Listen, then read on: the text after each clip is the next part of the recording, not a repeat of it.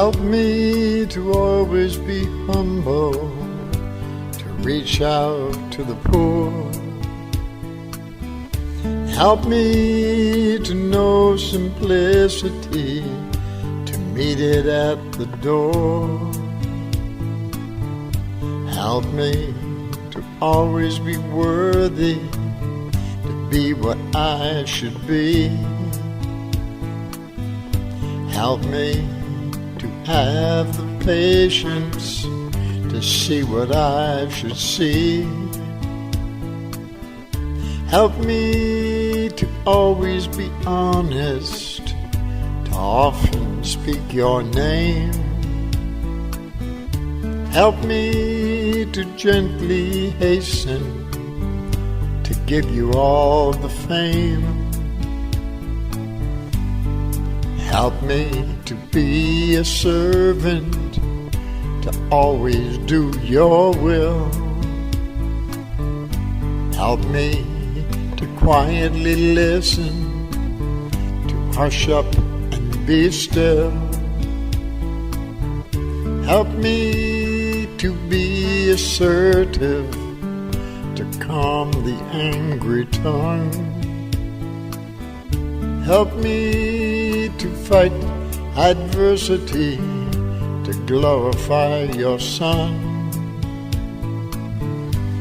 Help me to show my courage, to stand up and be strong. Help me to be the missing key, to sing a different song. Help me to touch your garment, to make me lily white. Help me to spread the gospel to lost souls in the night. Help me to be like Jesus now. Oh, help me to be like Jesus now.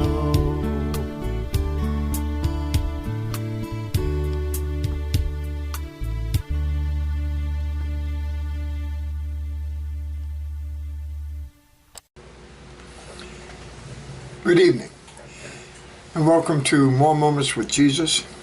This is a PBS show that I put together each week, and I have it played in Fall River, Massachusetts, and I could actually take it to other towns within Massachusetts and Rhode Island and Connecticut if I'd need a sponsor in those other states. But since I live in Massachusetts, I'm my own sponsor. And we could get it played in other towns, which I may do in the near future. My name is Mike, and I've been doing this now for a little bit. I lived in Rhode Island, and I did in Rhode Island for quite a few years. And out of those years, I met a very, very good friend, and we fellowship just about every day. And we just talk about the Bible, and we've discovered so much that Yahweh has put in our past. When I first met the Lord 17 years ago, I only knew him as Jesus. That's how I was brought up. And we knew the name God, we knew the name Jesus, Emmanuel, those names. I was brought up Catholic. And but 17 years ago, I met him, the Spirit of the Lord, in a little trailer, and totally changed my life. Man no longer was telling me God was real, but God himself, or Yahweh himself, was telling me that. And I heard the voice, and I guess it would be like a Damascus Road experience. And my wife was in the trailer with me. She didn't hear this or experience what I felt. In the presence of Yahweh is total love, joy, and peace. There is no other feelings. once your soul recognizes, or he allows your soul to recognize him, his presence, then all the questions of life are answered. There is no other questions needed. You know the total truth, which is him. And that I wish for everybody, but I cannot make that happen. I can pray that that happen for you, which I do pray for that happens to everybody, and make a big difference in your life. And so anyway, I spent, I threw all my clothes away, which kind of upset my family a little bit. And the picture you see on the screen here is how I dress each and every day. I sleep in it. I have many outfits, so it's not like I have just one outfit. I don't think you'd be able to, you'd probably smell me coming 20 minutes away. But, so anyway, I spent a lot of time walking with him. He taught me many things, took me to many, many churches, different denominations. It was really strange because the churches that I went to, they all loved I wore the shirt and whatnot, and they thought that was great, and the hat. But, so, well, what church do you belong to? I said, I belong to his church. Don't we all? And they think you have to belong to a building. You have to belong to their building. You have to give your money to their building. You have to spend your time in their building. And they will teach you about God. Where really, Yahweh will teach you about himself. The Spirit will teach you. He's inside us. He'll help you discern what you should do. Some days he puts a lot on your plate. Some days he puts nothing on your plate. Some days he withdraws his presence so you can have some bad times and learn and grow spiritually. Because even in the bad times, if you have a bad day, thank God. Thank Jesus. Because there's a blessing in it. If you're not looking for it, you're not going to find it. But if you look for it, you'll find it. And then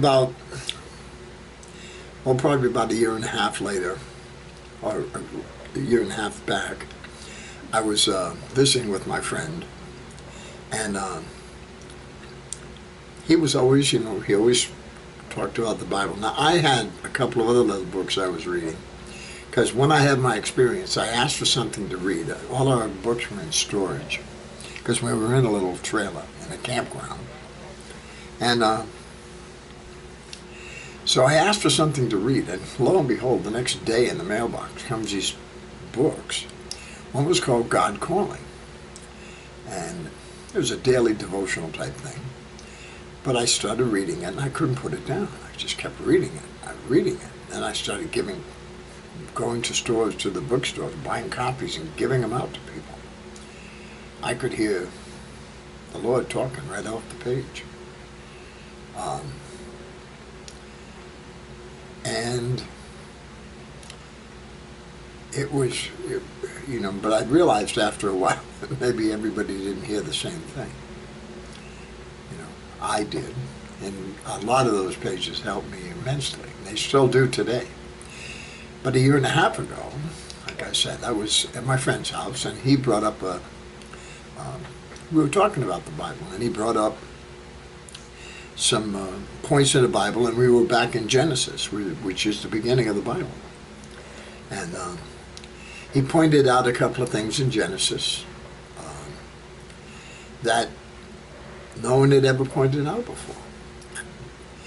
I had actually been in a Bible study where the people in the Bible study asked the person teaching, well, what about this? And he said, well, we don't know, and that doesn't matter. And it does matter. And we should know. Okay?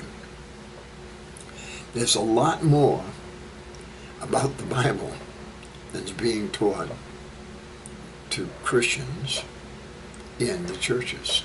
And I don't care what denomination you go. I mean, look at the differences just in, if you go online and look up Bibles, there's all kinds of different Bibles.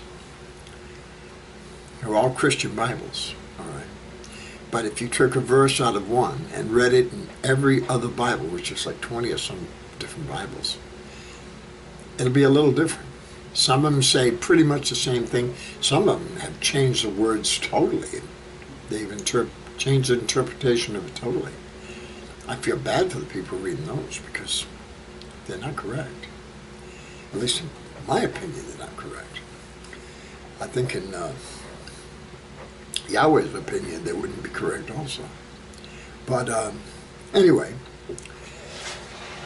it was, so we talked for a while, and I was kind of thinking, so I drove home, and I looked up the stuff he was talking about, and lo and behold, I saw that what he was saying was real.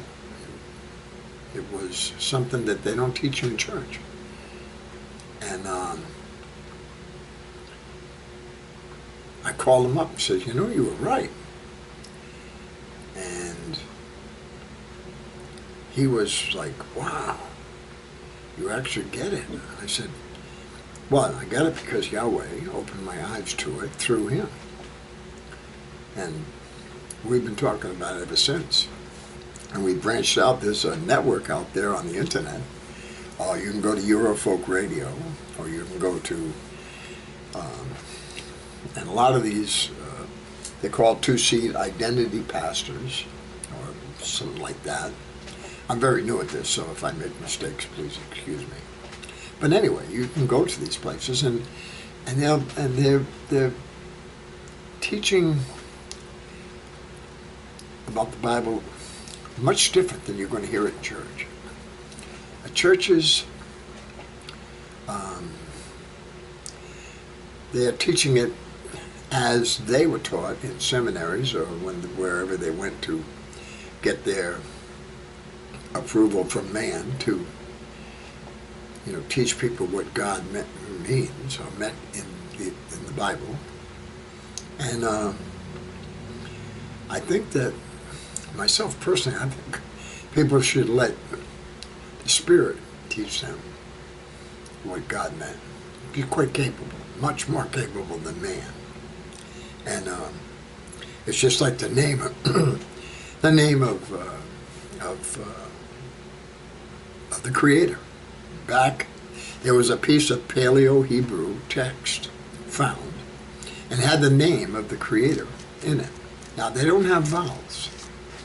They didn't have vowels in those days. So all they saw was the letters YHWH.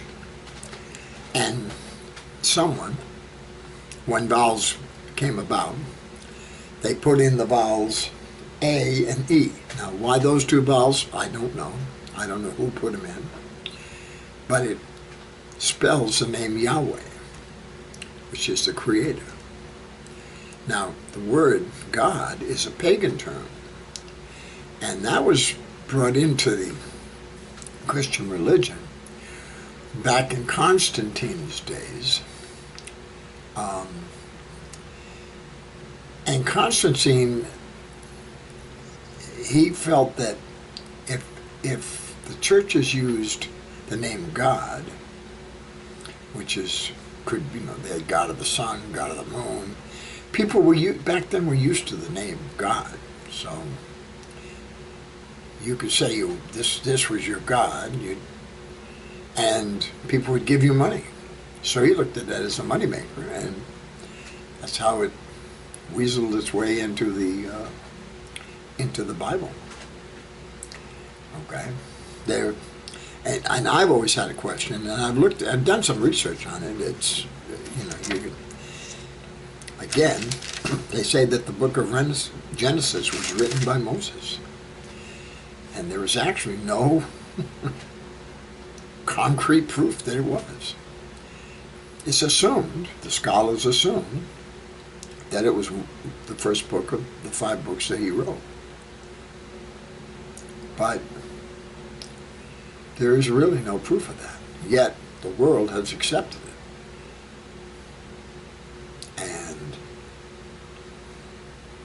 I don't know about that one.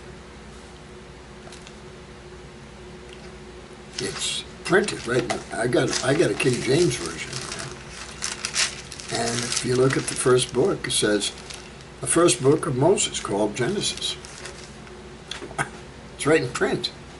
So now, if somebody new to religion, or and was trying to learn about Yahweh, he would pick it up and say, "Well, who's this Moses? I mean, he wrote this book." Well, now if he's in a Christian church, if he's in a Catholic church or a Presbyterian church or whatever Judeo-Christian church he is in, they're going to say, "Oh yeah, he wrote the first part of Moses' book." Moses wasn't even born yet, and this is a story of creation. And if you keep reading it, and Yahweh allows your eyes and ears to be opened to a deeper level, you'll keep learning more and more. You don't have to go far in the book of Genesis. And later on, I mean, if you walk around this world and you see things, and you look at them, and all of a sudden if you're reading this, will pop back to the garden, Genesis. That's the beginning of everything. And one of the things that was always, as I grew up, we were always told that the serpent was a snake. Yet, if you read the Bible later on, in some of the Old Testament, New Testament, and Revelations, the serpent was the devil. That's right in the Bible. Okay. Now there's a new version of the King James. I've got the old version. They say there's a lot of errors. And I did find an error in here. In printing, in print, translation, whatever. Things are going to happen. But the fact still remains that this is the truth, and we need to follow it, and keep following it. My friend and I, one night we were talking about most churches sign what is called a 501(c), I think it's so that they can become tax exempt. In other words, if they go buy a piece of land and the land costs them $1,000 and the taxes would be $500, they don't have to pay the $500. They just have to pay the purchase price. In a lot of their purchases, that's a larger sum of money and a larger sum of taxes. They made a deal with the state, and they do this in all the states, to get that tax-exempt status. Okay? And it always fascinated me, why do they need the tax-exempt status when God's taken care of them? And if you go to the Ten Commandments, the first commandment, okay, is to love God with your whole heart, your whole soul, and your whole mind, and have no other gods before Him. Now, if you made a deal with the state, then you're making the state the God to protect you. But the God that really needs to protect you is Yahweh. Okay? So really, in this tax-exempt thing, in my opinion, all the churches are breaking the first commandment because they've counted on man instead of God for protection. And I've printed out the 501(c) and I've read it. It's a huge document. And the church stuff is in the center. And there's a real corker of a thing in there that says that later on, in the end times, I think it's going to be used that the state's going to come in and tell the churches what they can preach about and what they can't. And they're all going to rise up and say, you can't do that. And they're going to shake that 501(c) and say, yes, we can. You signed the contract. And they say, well, we want out of it. And they say that we want all our tax money back. Not going to be able to pay it back. So they'll foreclose on them. And they still owe the money. And they'll take all the property, everything. And they'll still owe the money until they pay every penny of it back. They don't see that. But that's, if you print out, it's a PDF document, 501(c), I think it's called. You can print it out. It's like 35, 40 pages long. But in the center, there's a section for churches, how they become tax exempt. Read it carefully. Because as Ross Perot said, the devil's in the details. And you read the details. So, my friend and I were kind of saying, I don't know if they realize that. There have been, and we watched a couple of shows on Eurofolk Radio of pastors that had that experience. They wanted to get out of the 501(c) because they finally realized that it was against God's law, and they wanted to follow all of God's law, not what they choose to follow. And they lost everything. Their church, their buildings, their houses, their homes, cars, everything. It's a hard thing to get out of. And because you signed it. And a lot of the churches are satellites from the main church. The main church signs it, they'll come after you too. See, this is already in place. I mean, to change it, all the churches would have to pay back all the money. They're not going to do that. They don't have the money. Over years, could be millions or billions of dollars they would owe,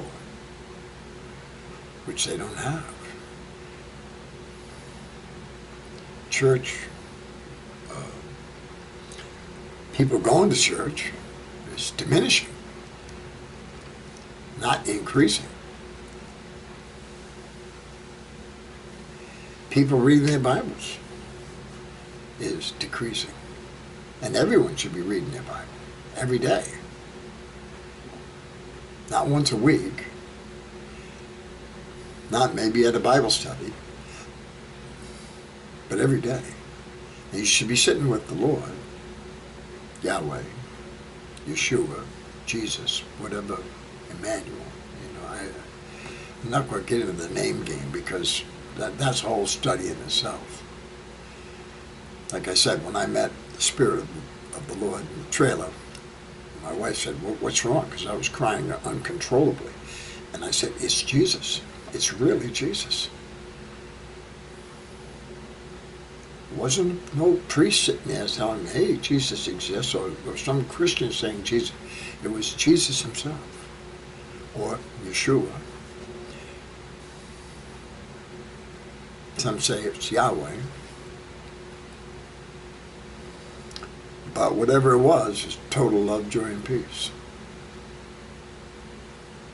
And a voice told me that my whole life, and I was 54 years old, my whole life up to that point, which I lived a terrible life, I shouldn't have, I didn't deserve any of this. My whole life had been meant to be. I was exactly where I was supposed to be. That he loved us very much. And that all I had to do was follow him. And then it was over. And I've felt him close, but not close like that. But I've seen him work in my life. I could tell you things. I've been dead. I've been on the other side. My wife and I needed to quit smoking. We prayed about it. He killed me, scared her. We both stopped smoking. That was back in 2003. Haven't touched one since. No patches, no nothing. Just Jesus. Or Yahweh, Yeshua, whatever.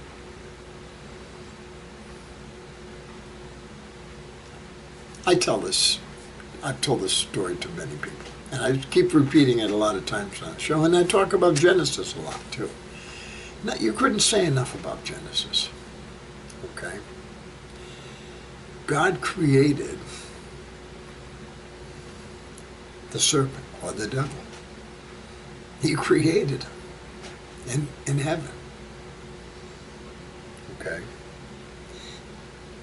And he was more subtle than any beast of the field which the Lord God had created, or the Lord Yahweh had created.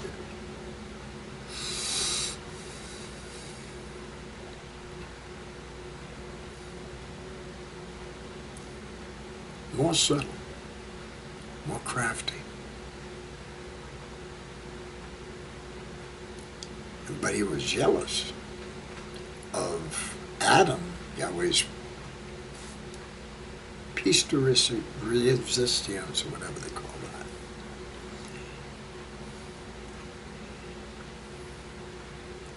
that. And Yahweh had created a woman out of Adam to be his helper.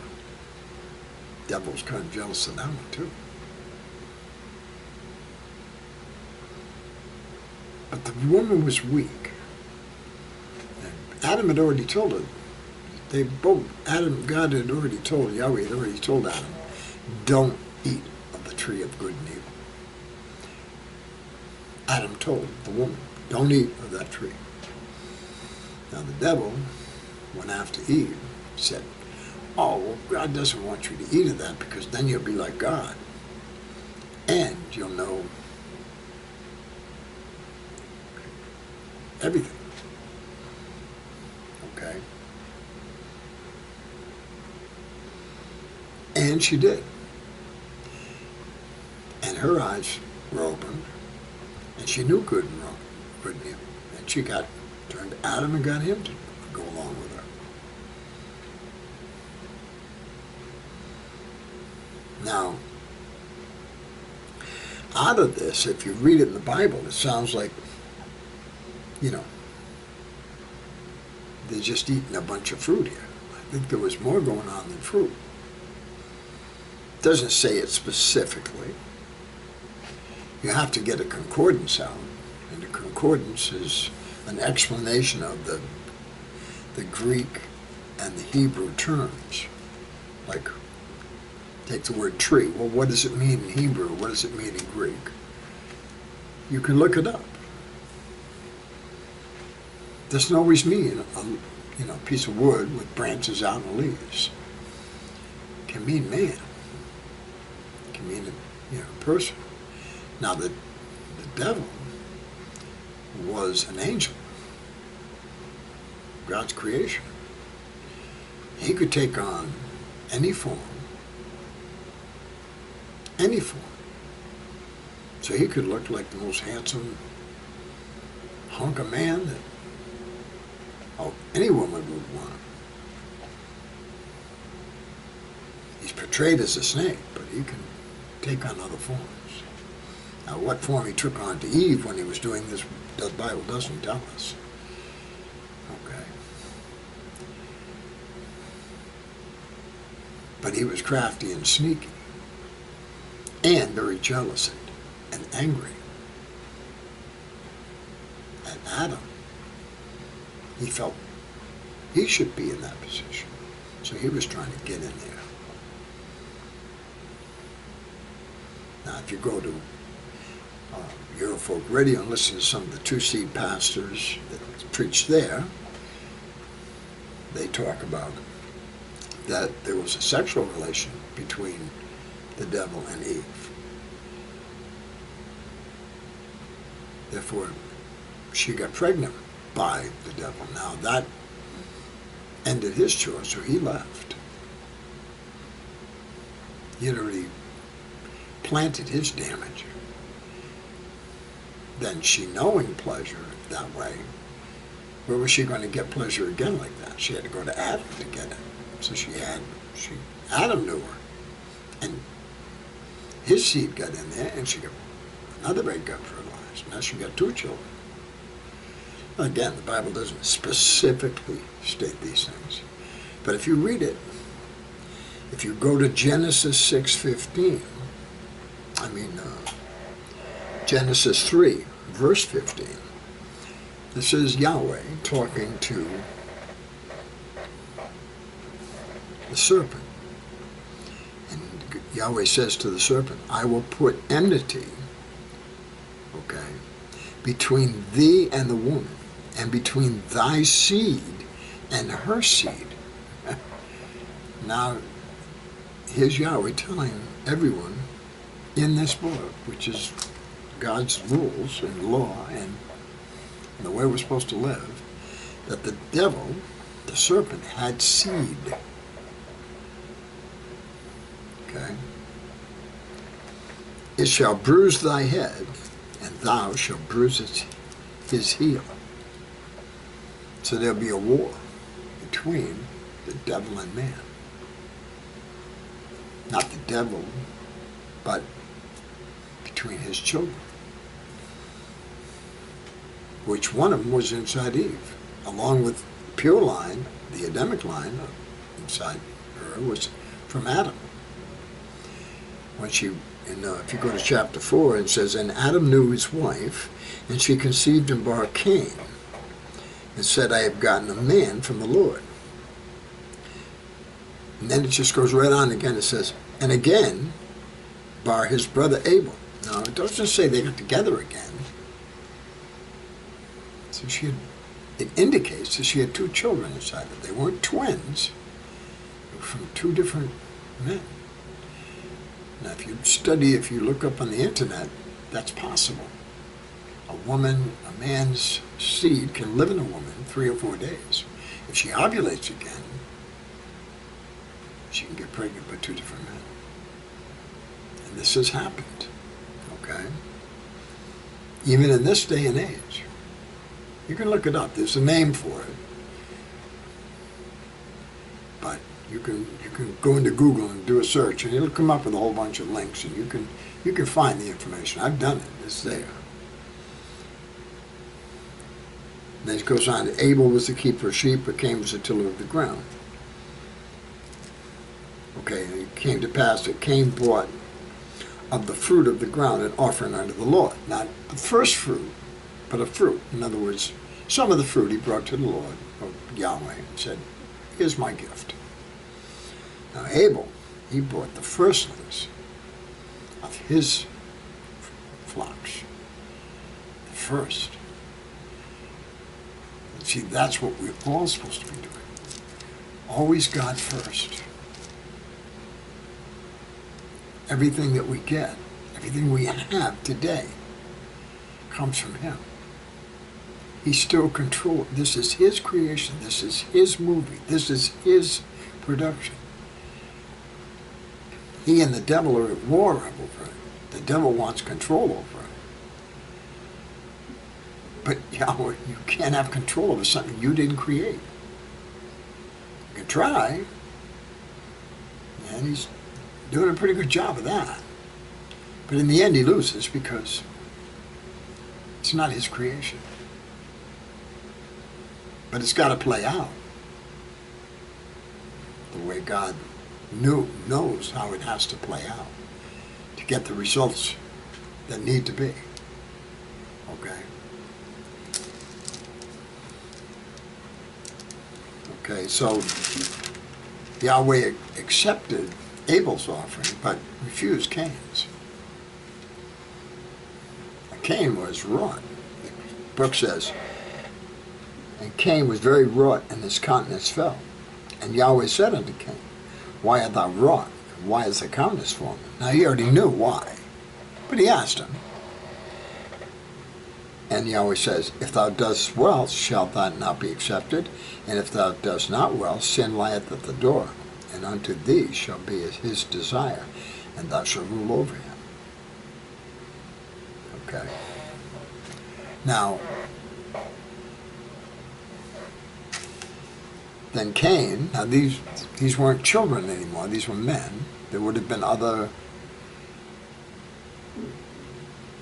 children born afterwards, some females, so they would have had wives. Okay, possible. It doesn't say again. The Bible doesn't explain every single detail of everything.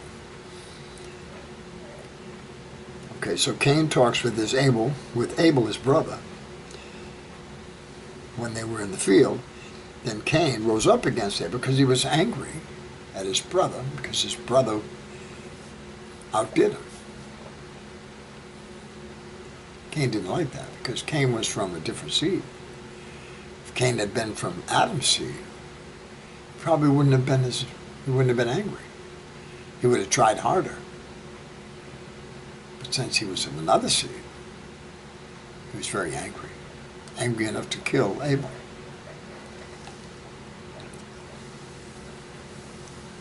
And Abel's blood went into the ground. And the spirit and the life is in the blood, and it cried out to Yahweh. And if any of you ever get a chance, it's not considered biblical, but I can. His name is in the book. It's the book of Enoch. Used to be in the Bible. They took it out. Very difficult. Reads like a science fiction movie, almost like John's Revelations in some ways. But Enoch was with the angels in heaven as he was writing stuff down that God wanted him to, or Yahweh wanted him to write down. And he said, he says, who's that crying out?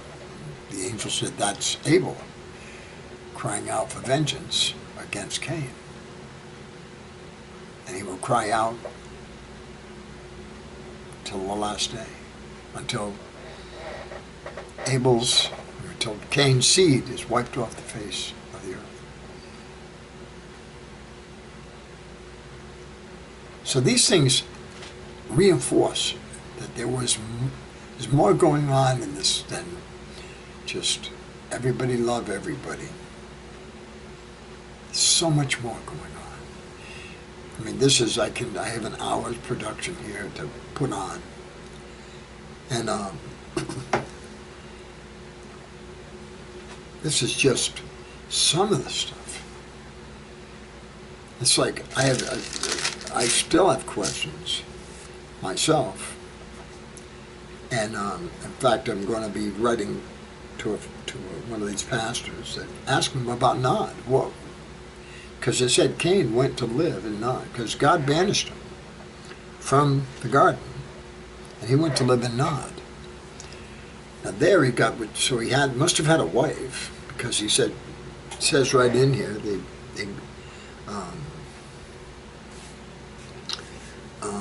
me see.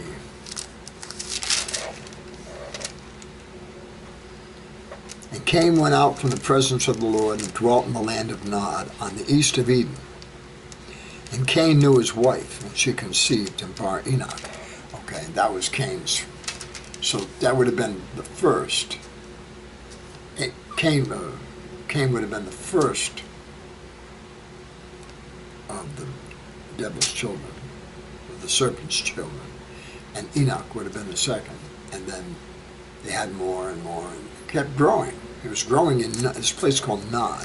But Nod is not explained any other places that I know of. It may be. I mean, I don't know the Bible like others know it.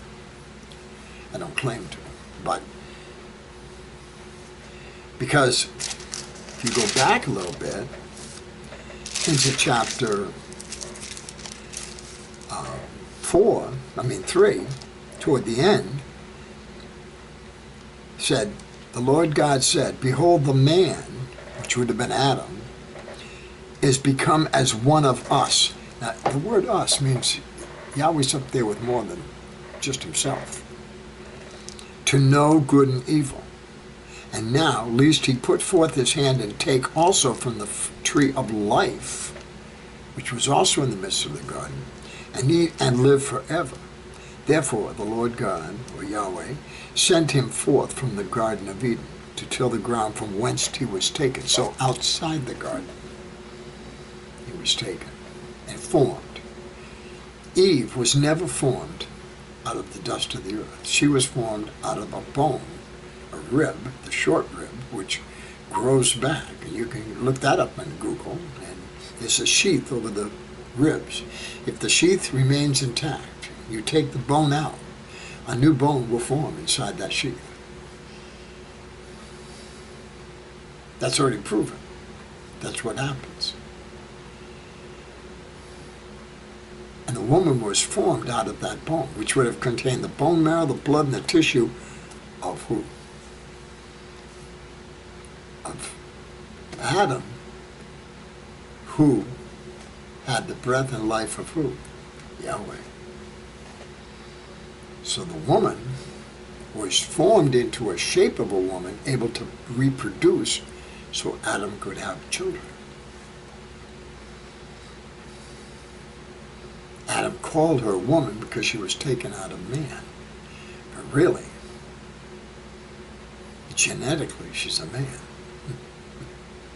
I tell people that, they kind of look at me a little strange, but to me that makes, I mean, it's right there. It's not my words. It does not say the woman was taken from the dust of the earth. Only Adam was. And it does not tell us how the angels and the beasts of the field and all the other things were created. That was created by Yahweh up in heaven. He created the earth. I mean, that's, you can go back to chapter 1. We're supposed to be following all the rules and laws of Yahweh. You should be reading the Old and the New Testament. Jesus didn't come to make the Old Testament not exist and not apply.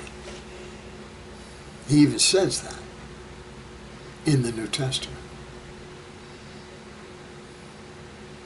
So myself personally, I've terminated from meat to honor Yahweh. Not that I have to, and it's very difficult because I like double cheeseburgers and my bacon sandwiches and everything else. Hot dogs, oh God, don't give me a hot dog. I could eat 5 or 6. But I don't eat any. I just eat vegetable soup. And I eat tuna fish, because Jesus ate fish. Certain fish you can eat, certain you can't. Like scallops, shrimp, lobsters, those we're not supposed to eat them. But try to tell that to a lobster lover. I don't think you're going to, even a Christian lobster lover, you're not going to find out. Oh, well, that was then and this is now. What was Jesus' words? He said, I am the same yesterday, today, and forever. Now, that's not my words. That's the words of Jesus, Yeshua, Yahweh, whatever people want to call him. He knows our hearts. He knows what we're trying to do. But only he shapes everything. Tomorrow is his. Today is what we have to worry about and what we have to learn from. It's only today. 24 hours. Thank you, Yahweh, for just giving us 24 hours, because if we had to worry about the future, we'd just collapse. He's already got the future already planned for us. And so I'm up around 41 minutes. I try to put a little music in the beginning and a little music at the end.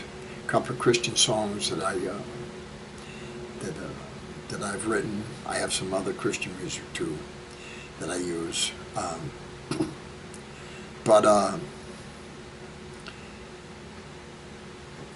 just 17 years ago was like a blessing I just never ever.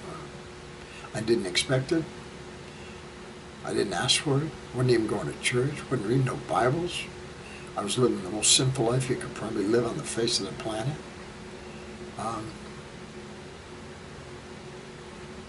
And yet, here comes the creator of it all. He tells me that everything had meant to be. That he loved me very much. And that all I had to do was follow him.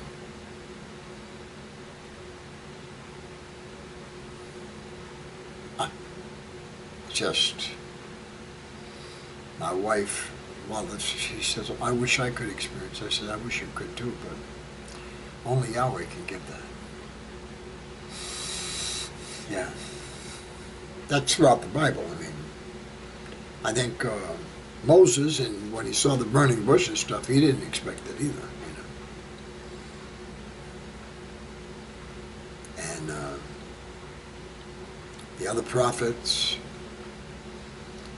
all the people who saw the miracles that Jesus did in the New Testament. How about raising Lazarus from the dead, huh? You'd be standing in the crowd and watch that happen and not believe after that? I can't believe that people wouldn't. I mean, look at Thomas. Even after all he had been through with Jesus, are you sure?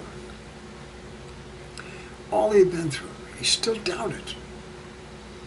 So Jesus came back to end his doubt. If you go on the internet, there's a site, don't have the exact, but you can look, there's books, there's the Lost Gospel of Thomas. Gotta read the last few verses of that. Oh, jeez. The apostles and Jesus are arguing about Mary. And Jesus said, don't worry about Mary. I'm taking Mary to heaven so she can become a man. It's in red in the Lost Gospel of Thomas. Yet today, women, they think men are there to serve them. The devil has done a great job on that one. There's so much other stuff that you look around that's happening in this world today. All the influx of, what is it? ABC anchor said, well, we all know, America's a great melting pot. You take all the different races, you put them in a pot, you boil them all down, what do you got? You don't have a white man anymore. You got something, but it ain't a white man. Because that's what the devil's trying to do, get rid of the white man. He doesn't want Adam's seed to live on this earth. He wants to destroy it. And Enoch is crying out from the ground for vengeance. Well, I want to thank you for being with me. I do this every week. It goes on Channel 95, Fall River, Comcast, Channel 95, every Sunday at 11:30. I put my phone and email address if you'd like to have coffee, or email me, or just give me a call and talk. Probably won't agree with some of the stuff I say. I'd love to come visit your church. Some probably wouldn't want me to walk in the door dressed as I dress. I know why. How can the name, how does a name be offensive to someone even in a Judeo-Christian church? I don't understand that. But anyway, we're not going to worry about that. We're still trying to get the message out that you need to read the Bible. You need to pray to the Yahweh to open your eyes and ears a little, to a deeper level. And I guarantee you, if he does, your whole life's going to change. You have a great day. May Yahweh bless you. Peace. Love you. Bye-bye.